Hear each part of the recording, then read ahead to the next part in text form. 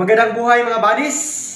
This is Chris Sniper once again at nandito na naman tayo sa ating Chris Sniper lecture sa ating Chris Sniper YouTube channel. Magandang gabi sa lahat at magandang araw sa lahat kung araw sa inyo dyan dahil sa amin ngayon ay gabi. Kaya buenas noches amigos, amigas.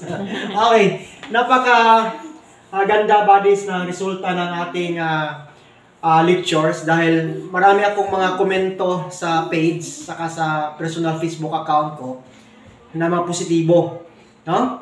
So kaya ginaganahan ako mag-lecture dahil mayroon talagang nagsubaybay at mayroon silang natutunan. So I'm very happy for that, no? Yan din ang purpose natin bakit gumawa tayo ng lectures.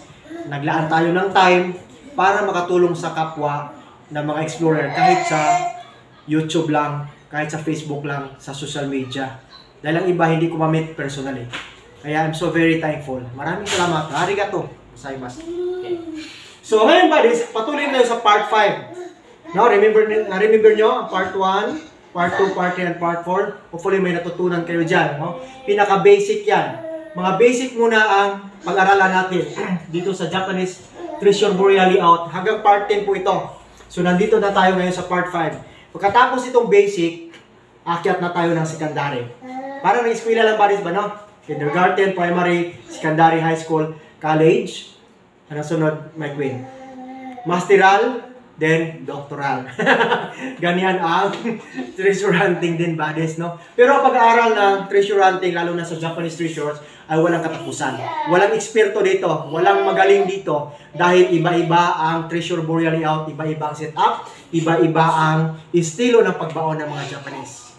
Kaya sabay-sabay tayo, ha? Hindi tayo mag-aaway, hindi tayo anong tawag dyan, kompetensyahay. Kundi magtulungan tayo mga Pilipino para magkaroon ng insights sa ating mga kapwa na treasure hunter sa mga tama na procedure na gagawin. Okay, ito na ngayon buddies. Look at the board.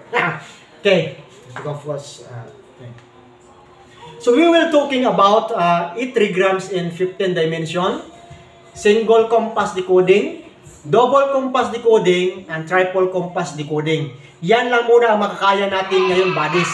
So nag-post ako dyan recently lang about elemental markers, color coding, clock compass method, then earthly branches.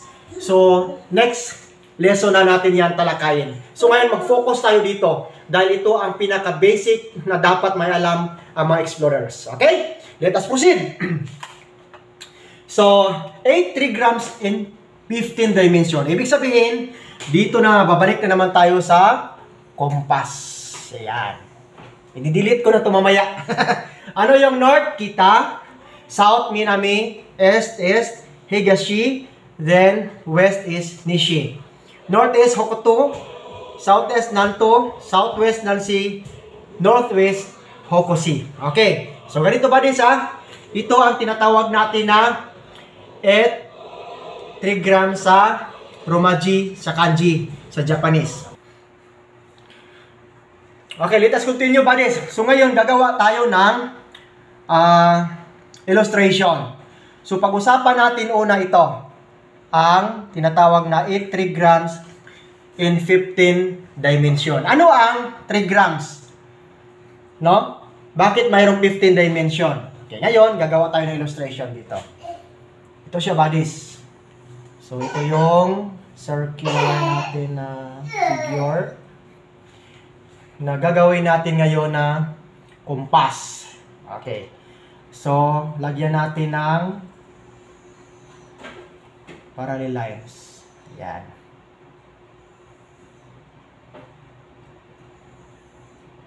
Yan na, no? So, dito ano? North, South, East, West.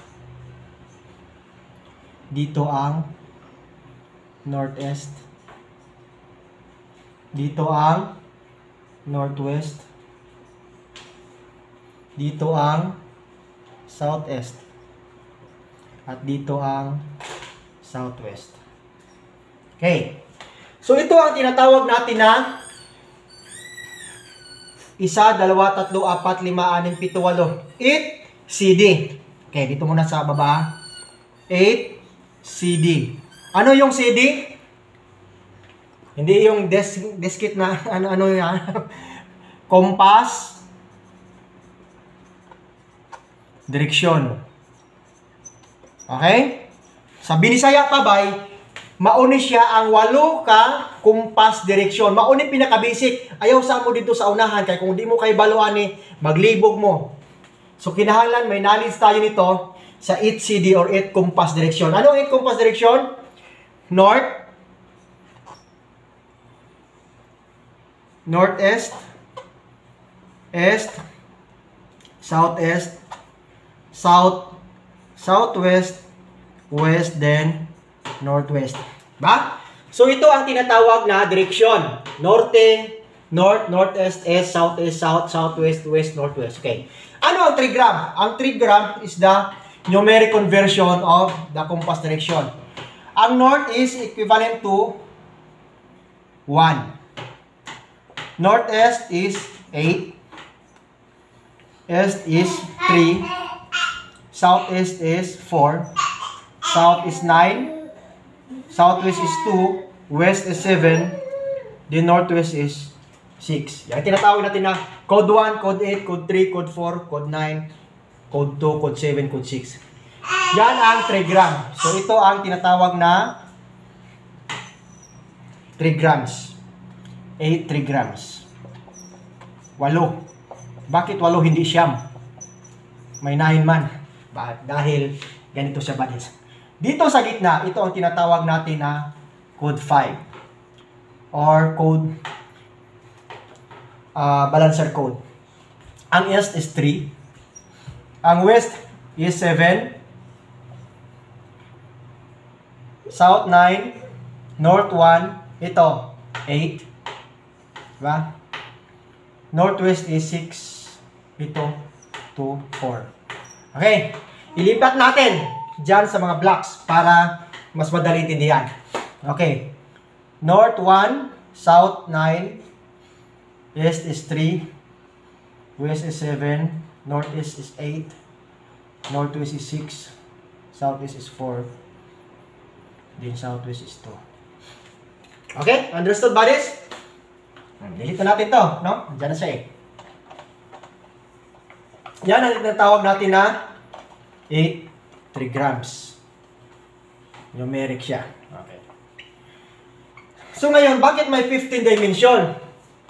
Ito ang mangyayari, buddies. Okay.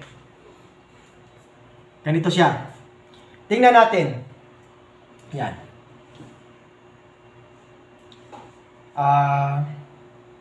Tinatawag natin to itong east-west alignment, mga EB, no?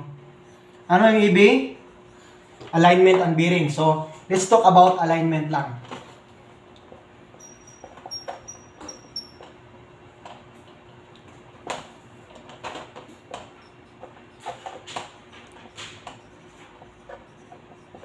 Okay, unahin na natin to. Ang east-west alignment ay, okay, start tayo sa east. 3. Then ang west is 7, di ba? Yan o. Okay. Then ang north-south alignment is, ang north is 1, ang south is 9. Di ba?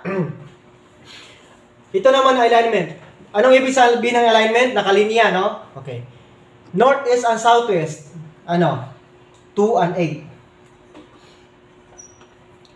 Southeast and northwest, 4 and 6. Diba? Yan ang mga alignment na makita natin sa 8 trigrams.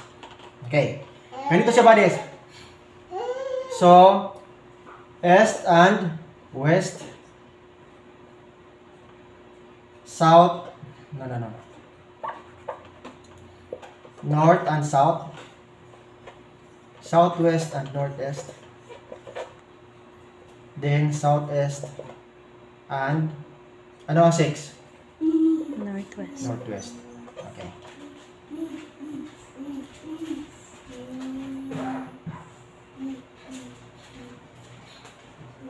Napansin nyo, Itong apat na alignment, kung i-add natin, yan siya ba isa? Lagyan natin yung addition. 7 plus 3 equals 10. 1 plus 9 equals 10.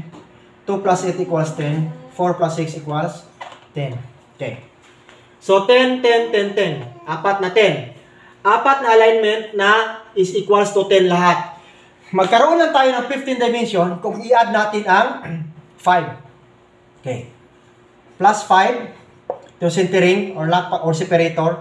Plus 5. Plus 5. Plus 5. So, equals 15. Yan tinatawag natin na 15 dimension. Kaya napaka-importante ito sa application na sa remapping.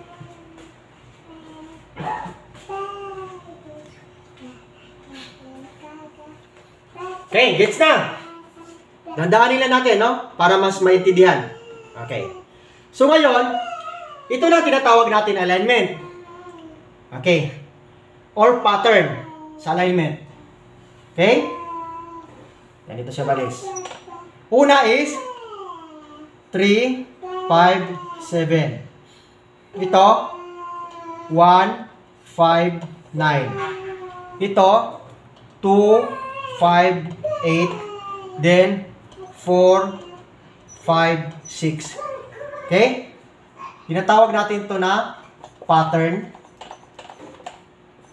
Pattern. Okay. 159 357 pattern, 158 159 pattern, 258 pattern. At lastly ay 456 pattern. Di ba napakasimple lang? No? Ang 357 is equals to 15. 159 equals to 15. 258 equals to 15. 456 equals to 15. Yan ang tinatawag natin na 15 dimension sa Kido-Butai codes, no? Sa control of general deposit. Okay, magagamit to, no? Sa application. Yan. So yan ang tinatawag buddies na 8 trigrams in 15 dimension. Hopefully naintindihan, no? Kung hindi niyo naintindihan, may mga notes ako dyan para makita nyo. Ipakit-focus sa nag-quest para maintindihan nila. I-delete ko na. Example. Okay, example na tayo. Delete ko na, para mas maintindihan. Application kaagad. Okay. Unahin ito natin. 357 pattern. So, dito na tayo sa application ng at 3 grams. Bahala mataas-taas na banis, basta tapusin nyo lang para mas maintindihan. Application ng 357 pattern. Okay. So, ganito. Diba, pag mag-survey tayo ng area, unang-una natin na i-search ay ang history ng lugar. History. Kung may napadpad ba dyan ng mga Hapon dati? May nagkampo ba dyan ng mga Hapon dati before World War II and during World War II? Then, mga living witness or may mapa ba dyan? Yan ang napaka-importante ng history buddies, ha? Pangalawa ay, pag okay ang history, i-trace natin ang tinatawag natin na trace the BM or MC. I-trace kung andyan pa ang benchmarker or ang mother code. Dahil ito ang basihan natin na pinaka-fulcrum point. After that, trace all visible STM. Lahat ng surface terrain marker, i-trace. Then number 4, ito na. Make a sketch map. Yan ang tinatawag natin na SM or sketch map. Then, number 5, dito na tayo mag-conduct the operation. So, yan ang procedure ng pag-survey. Okay? Nag-gets na? So, dito tayo ngayon. Okay ang history. So, i-trace natin ang BM kung meron man. then trace all the visible STM para makagawa tayo ng sketch map para pag operasyon natin, alam natin saan ang dig site. Ganyan ang proseso, buddies. Okay, paki-close up. Okay, let's proceed. Application of 357 pattern. Example, andyan pang flagpole. Okay? So, siyempre, siya automatic natin na BM. Andyan pa talaga ang flag. Hindi Cute. Okay. So, ngayon, kung tinatawag natin 357 pattern, so, tingnan natin ang kumpas. Saan ang S? Papunta sa dito, di ba? So, dyan ang code 3 natin. Yan, S na lang. Dyan ang S natin. Saan ang west? Back-azimuth. Azimuth natin yan, papunta sa S. So, pag back-azimuth tayo, west. Or, tinatawag na code 7. Ang S is code 3. Okay. Ganito ang mangyari. Example dyan sa S ay may puno ng kahoy. Dyan na naman tayo. Puno ng kahoy. May puno na old century tree. Then sa west side ay atong pagkong gamay para kaigo. Sa west side ay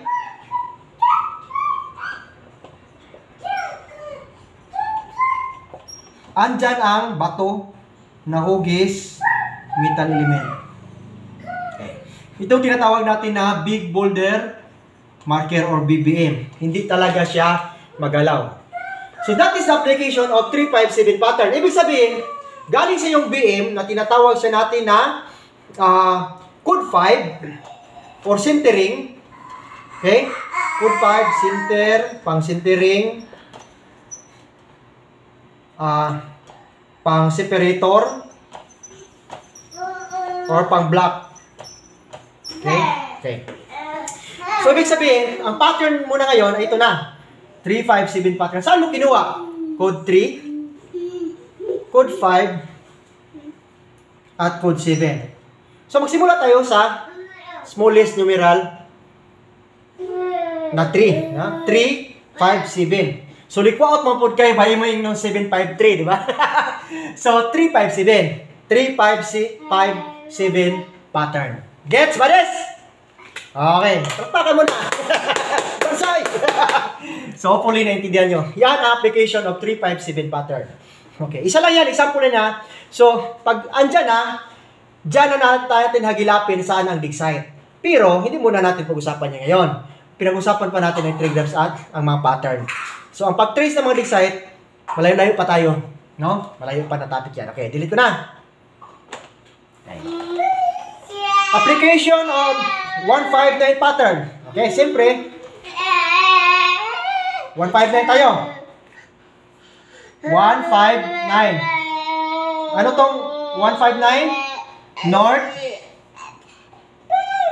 center, at south. Okay, pag magkumpas ka, ganyan ang sistema niya. Dito ang north, dito ang south. Dito ang center. Okay. So, 159 is 159.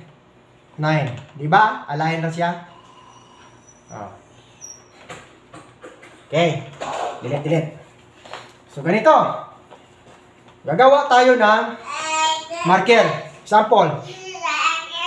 May bato dito na malaki. Okay. Siyempre, siya ang gagawin natin na mother code or BM. So, sa norte tayo. Sa norte, mayroong ano makita natin sa norte? Mayroon siyang 5 bato. 3, 4, 5. Nagpundok. Okay, yan ang north. Sa south naman, dito sa south, makikita mo ang tinatawag natin na fire element.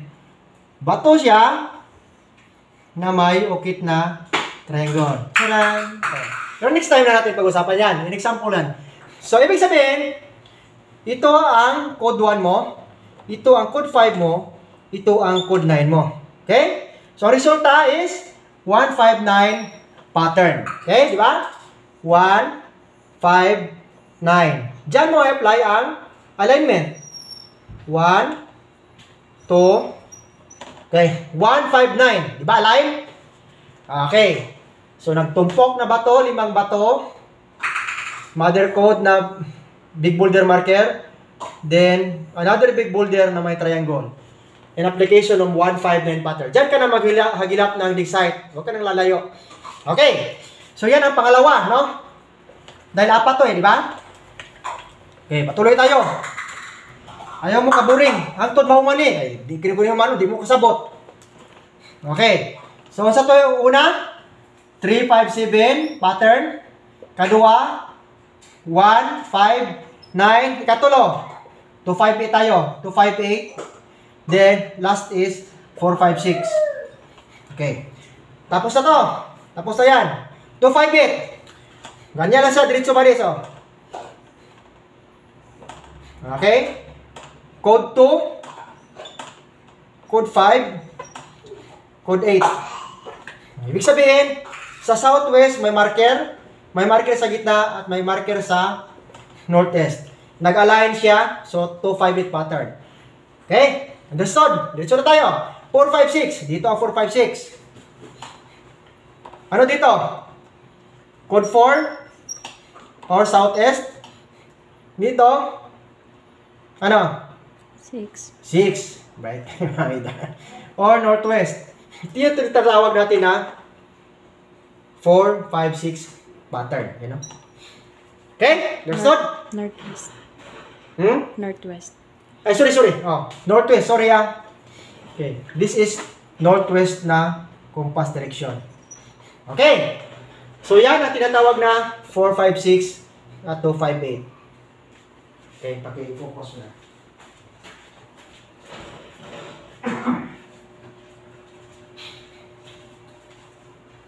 Okay? Gets na? So, ibig sabihin, ang alignment na ito, dyan lang maghagilap, no? Hindi ka nalalayo dyan.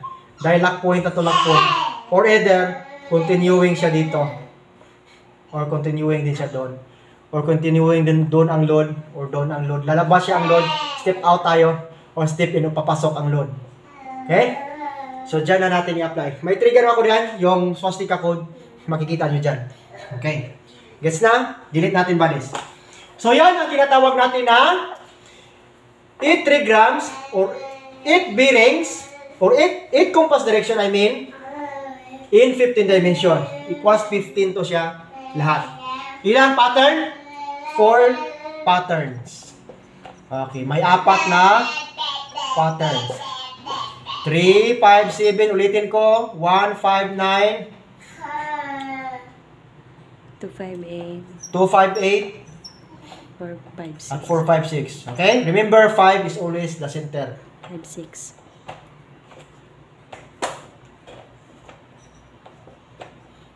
Okay? 15, 15, 15, 15. 15 dimension lahat. Okay? Proceed tayo. Tatapusin natin ito. Ngayon, ano ang single compass decoding? So, ito ang single compass decoding. Okay? 4 na direksyon.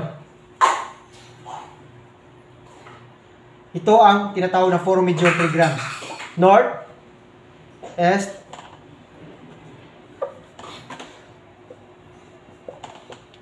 South, West. Ba? 1, 2, 3, 4. Para maging 8, kukuha tayo ng quadrant bearing. Ano ito tawag, buddies? Quadrant bearing na 45 degrees. So, tinatawag na natin ito na Northeast, Northwest,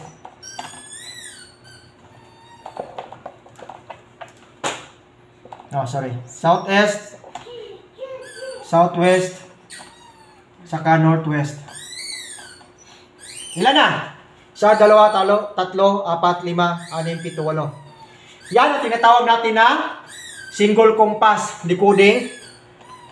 8 direksyon o tinatawag natin yan na, delete ko na to dito ha. Tinatawag natin ang single compass decoding na 8 CD.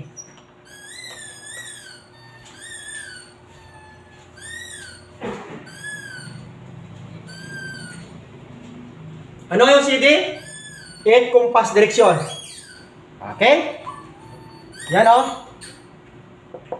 North, northeast, east, southeast, south, southwest, west, northwest,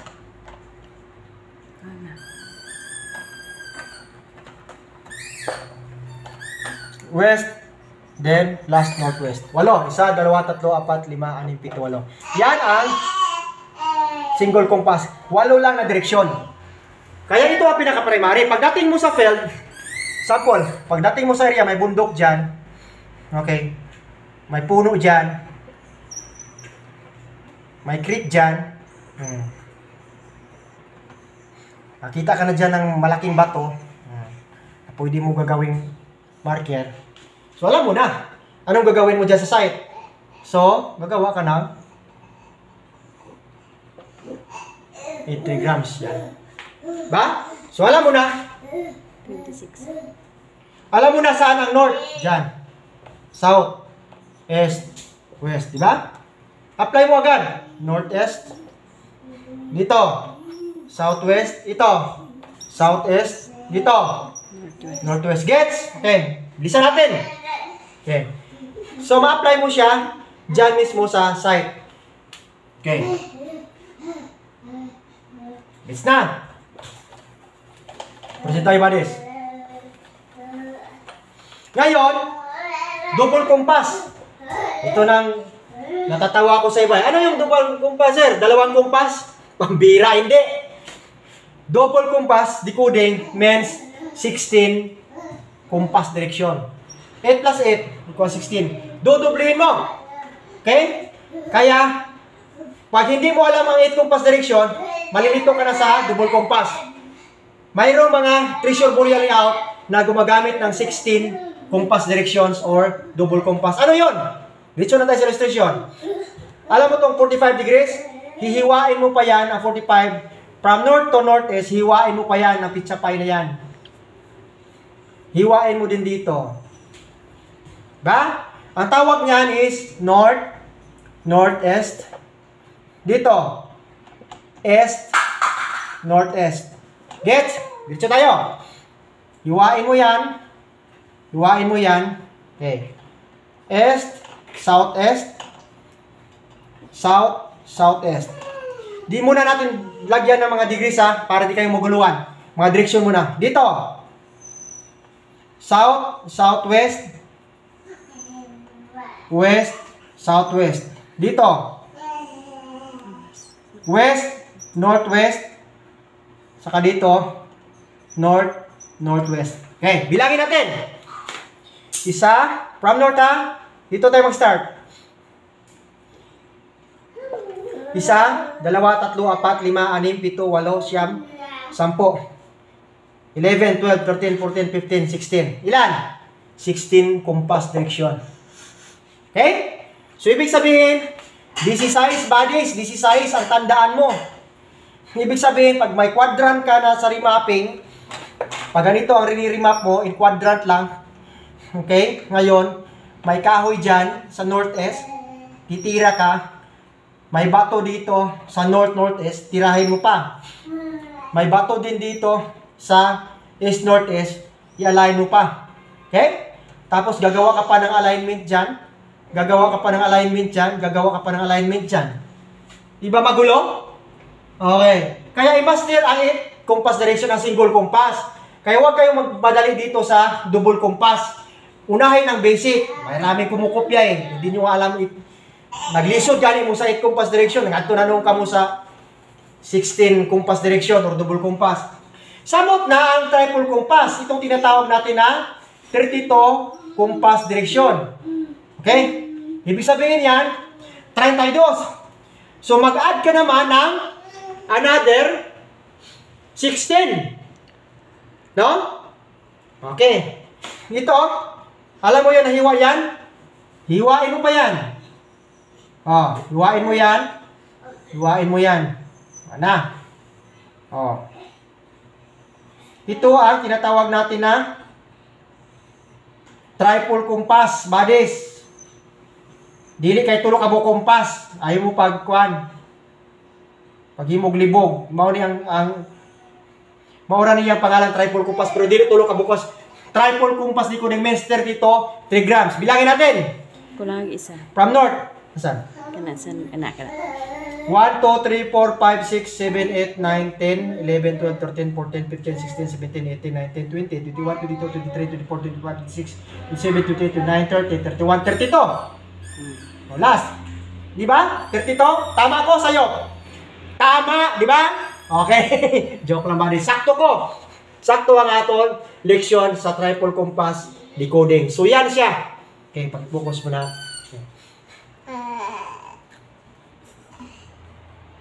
Okay? So, in application na naman, gawa tayo ng isang quadrant. Okay, yun na, di ba? Hiwain mo pa. Dito. Mahiwa pa dyan, di ba? Ganyan to, no? Di ba? So, pag may mga marker dyan, natatama, yung marker yan lahat. Di ba? Diyan ka na makagawa ng sketch map. Dahil i-connect mo yan lahat. Kaya kung titingnan mo, pag triple compass na ginagamit, ang gulo na niyan. No?